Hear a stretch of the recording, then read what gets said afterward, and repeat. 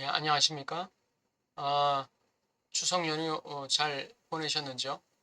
예, 오늘 그 지적 시간입니다. 들어가겠습니다. 오늘 음,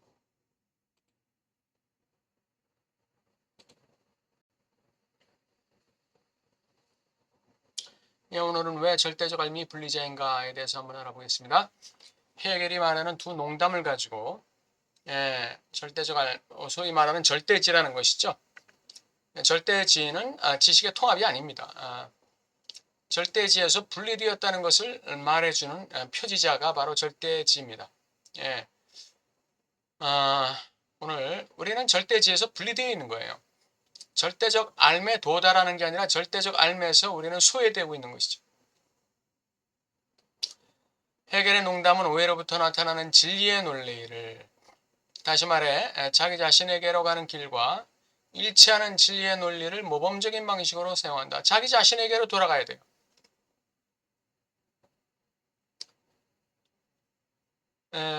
진리라고 여겨진 어떤 것을 통해서 자기 자신에게로 돌아가는 것입니다. 이거 진리의 논리를 모범적 방식으로 다시 사용한다. 기차 안에 폴란드인과 유태인이 앉아있다. 폴란드인은 화가 난 듯 몸을 움직이다가 유태인에게 묻는다. 이봐요, 당신네 유태인들은 어떻게 사람들에게 마지막 한 푼까지 끄집어내고 돈을 긁어모읍니까? 예, 이렇게 이제 질문을 했어요. 유태인은 그 방법을 가르쳐 준다면서 오즐로티를 요구했어요.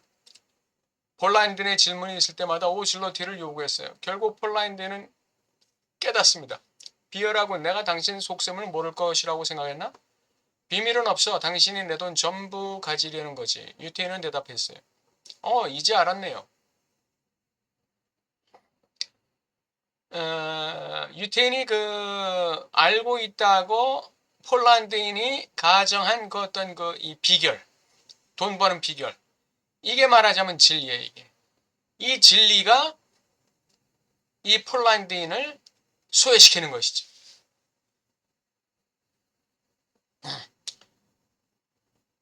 진리는 없어. 바로 그 과정이 진리야. 그것을 이 진리라고 가정된 이 진리가 이 폴란드인 주체에게 얘기해 주는 거죠. 정답은 없어. 예. 네가 찾는 비결, 비밀 그런 거 없어. 그거 없다는 게 진리예요. 폴란드인이 유태인에게 던지는 호기심 어린 그 시선. 는 그가 이미 유태인과 전이 관계에 있음을 말해주죠. 유태인은 폴란드인에게 안다고 여겨지는 주체를 구현하고 있어요.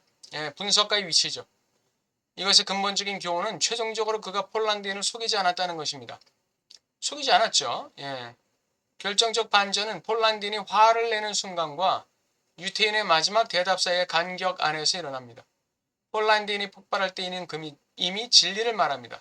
그러나 그는 아직 이것을 알지 못해. 자기가 진리를 말하고 있다는 건 아직 알지 못하는 거예요. 유태인의 단순한 속임수만을 보는 것이지 자기 입으로 진리를 말했다는 것을 알지 못하는 것이지. 여기서 중요한 점은 유태인의 비밀이 마지막에 그에게 폭로될 것을 기다리던 폴란드인의 관점 안에 있다. 그는 숨겨진 비밀에 대한 그의 집착 때문에 유태인의 이야기를 마지막 비밀, 이야기 사슬의 마지막 단계로 가는 그 과정으로 간주했어요. 유태인의 이야기를. 진정한 비밀은 그가 비밀에 대한 유태인의 이야기에 속은 방식 안에 있었다. 그 과정 자체가 비밀이었다. 그가 비밀에 대한 유대인의 이야기에 속은 방식. 이건 뭐죠? 유대인의 이야기 그 너머에 뭔가가 있을 것이다. 라고 태도를 가졌던 이 폴란드인의 그 관점. 이 관점의 이 오류. 이것이 바로 진정한 비밀이었다 이거죠. 착각했다 이거죠. 폴란드인이 유대인에 대해서 착각했다 이거예요. 뭐 거대한 비밀이나 알고 있는 듯이 유태인의 비밀은 따라서 폴란드인의 욕망 안에 우리 자신의 욕망 안에 있다. 돈에 대한 욕망이죠. 폴란드인이 돈에 대한 욕망에 사로잡혀 있는 한 그는 이미 유태인에 대해서 전의 속에 들어가는 거예요. 마귀에게 속는 것이죠. 자, 우리가 가지고 있는 대상에 대한 집착을 우리가 알아봐야 돼요. 우리는 무엇에 어떤 대상에 대한 집착을 가지고 있는가. 만약에 우리가 인생을 살면서 어떤 대상에 대한 집착을 가지고 있을 때 우리는 이미 그 포로가 되어 있는 것이. 그 포로가 되어 있는 거예요.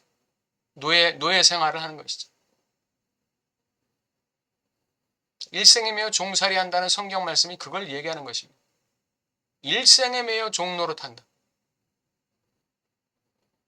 인간이 무언가에 집착할 때, 어떤 사람에게 집착할 때, 어떤 대상에 집착할 때, 그 사람은 그 사람이나 그 대상의 종살이, 노예살이 하는 거예요. 그것이 이데올로기일 수도 있고, 어떤 개인일 수도 있고, 힘을 가진 개인이나 어떤 매력적인 인간이 될 수도 있겠죠. 돈이 될 수도 있고, 권력이 될 수도 있고, 명예가 될 수도 있고, 지식이 될 수도 있고, 그런 것입니다. 이 짧은 이야기의 결론은 분석의 마지막 계기, 즉 전의에서의 탈출과 환상의 횡단에 완벽히 일치한다. 예. 폴란드인의 분노 폭발은 그가 전의에서 탈출하는 지점을 표시한다. 예. 뭐가 있을 줄 알았는데 그때는 이제 전의가 나오는 지점이죠. 근데 뭐가 있을 줄 알았는데 그 뭐라는 거는 결국은 없었던 거예요. 자기 스스로 자기 욕망에 집착하고 있는 그 욕망에 이끌려서 뭔가 있는 줄로 착각했다는 것이죠. 그래서 없는 줄 알고 분노 폭발했어요. 그러니까 이게 전의에서 탈출하는 지점이고 그는 비밀이 없다는 걸 깨달아요. 유태인은 그에게 있어서 안다고 가정된 주체가 되는 것을 멈춘다. 반면에 두 번째 순간은 유태인의 마지막 답변은 환상횡단을 표현한다. 이제 아셨네요. 우리가 유태인의 이야기를 주의 깊게 듣도록 유도한 비밀은 대상 A가 아닌가. 뭔가 있다고 가정된 어떤 그 비밀. 이게 대상 A의 역할을 하는 거예요. 그러니까 대상 A라는 건 없어요. 없는데 우리가 있다고 가정하고 그냥 거기에 집착하는 것 뿐이에요. 예. 그게 인생이죠. 근데 이게 없으면 인생이 너무 재미가 없어. 그렇기 때문에 인간은 그 대상 A를 만들어 놓는 거예요. 자기 스스로. 자기가 노예 생활할 그 대상을 갖다가 스스로 계속 만드는 거죠. 그냥. 그러지 않으면 인생이 재미가 없으니까. 예. 그 대상 A를 추구하는 그 즐거움 때문에 인간은 인생을 살 맛이 있다고 여기는 거예요. 즉 우리의 욕망에 의해 소업적으로 상정되고 동시에 우리의 욕망을 불러일으키는 환상의 가공력 산물이 아닌가. 환상의 대상 A는 두 가지 역할을 하죠. 하나는 그 결여를 갖다가 제시하는 역할을 하고 또 하나는 욕망을 유지하는 역할을 하는 것이죠.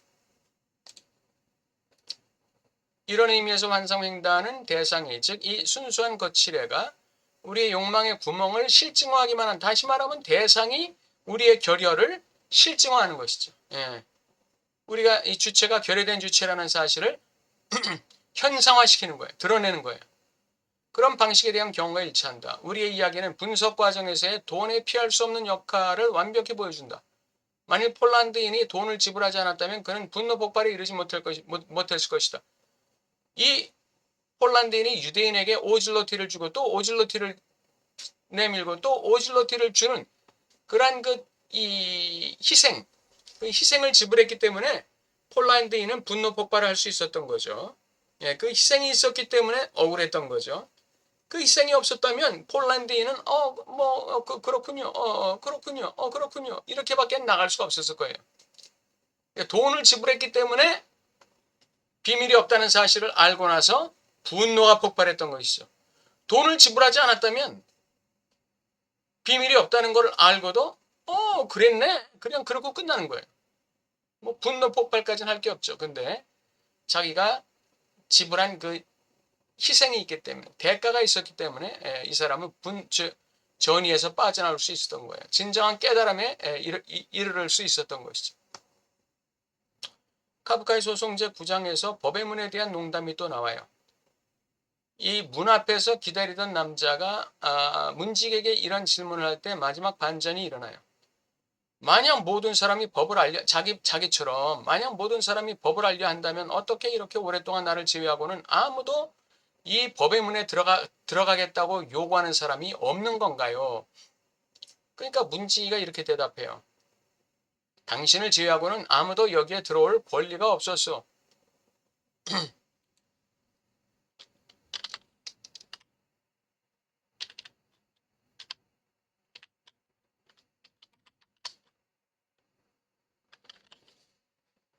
왜냐하면 이 이구는 당신을 위해서만 만들어졌기 때문이요. 예. 이것도 마찬가지죠. 이 법의 문, 이 문을 들어가면 어떤 이 진리가 있을 것이다. 이 법이 있을 것이다. 라는 가정을 하고 있는 이 법에 대해서 집착하고 있는 이 사람에게만 이 법의 문은 효과가 있는 거예요.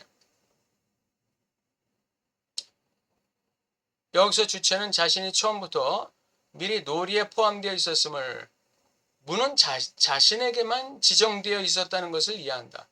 법의 문은 주체의 욕망을 붙드는 데 사용될 뿐이라는 사실을 깨달은 것이다. 욕망을 갖다가 자꾸 유지하고 불러일으키는데 사용됐을 뿐이에요. 이것이 법의 문의 진정한 비밀이다. 이 두 경우 출발사항은 동일하다.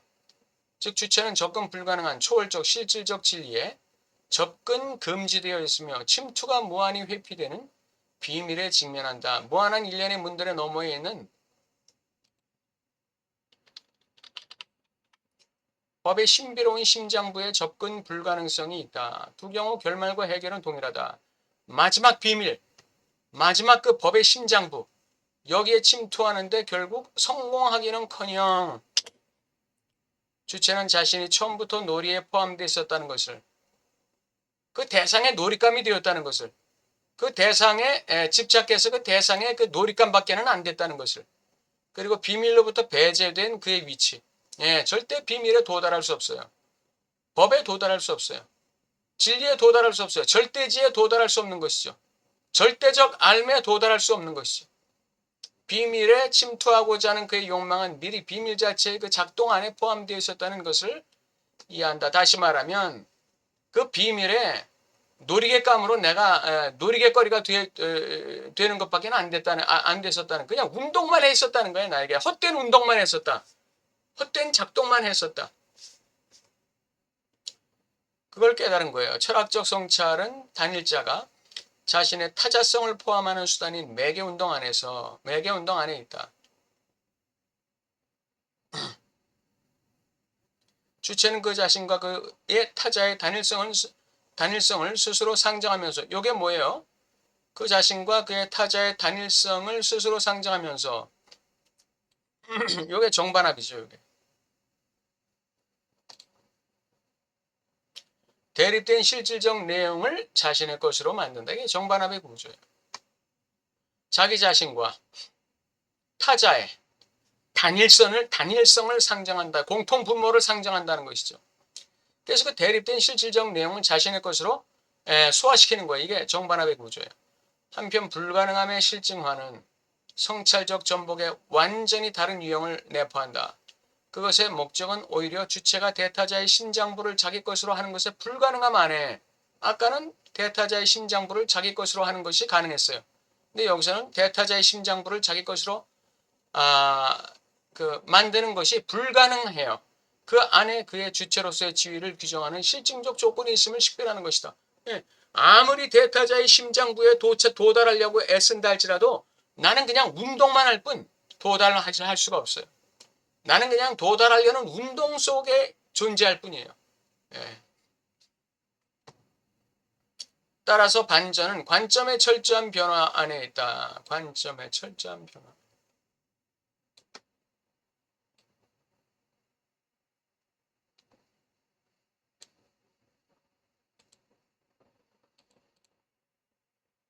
즉 바로 그의 놓침, 대립된 실질적 내용을 자기 것으로 만들기 위한 노력의 놓침, 대타자의 심장부까지 침투하기 위한 노력의 실패, 이게 놓침이에요. 이 놓침이 실질 안에 그의 대타자 안에 주체를 포함시킨다. 이 놓침이 실질 안에 그의 대타자 안에 주체를 포함시켜요. 그의 대타자 안에 주체를 포함시켜요. 법에 불가능한 대타자는 법이라는 이 불가능한 대타자, 비밀이라는 이 불가능한 대타자. 그것은 처음부터 그에게 말을 걸었고 처음부터 그를 유혹한 거예요. 아, 이리 와, 이리 와. 네가 원하는 그 대상이 나야. 이리 와, 이리 와. 그는 처음부터 그것의 계산 안에 포함되어 있었다. 그 비밀이라는 것의 계산 안에, 그 법이라는 것의 계산 안에 이미 주체는 포함되어 있었다는 것을 마지막에 가서 이해하는 거예요. 이게 이제 그 환상횡단이죠. 결의의 주체에 도달하는 것이죠. 결의의 주체. 아, 나는 절대지에 도달할 수 없구나. 나는 법에 도달할 수 없구나. 나는 비밀을 결코 알 수 없구나.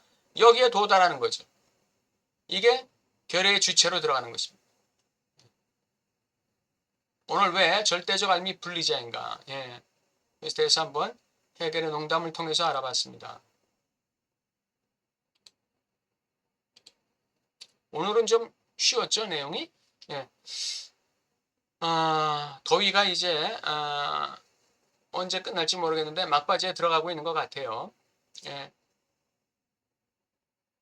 또 선선한 가을 열매 맺는 귀한 시간들 되시길 바랍니다. 감사합니다.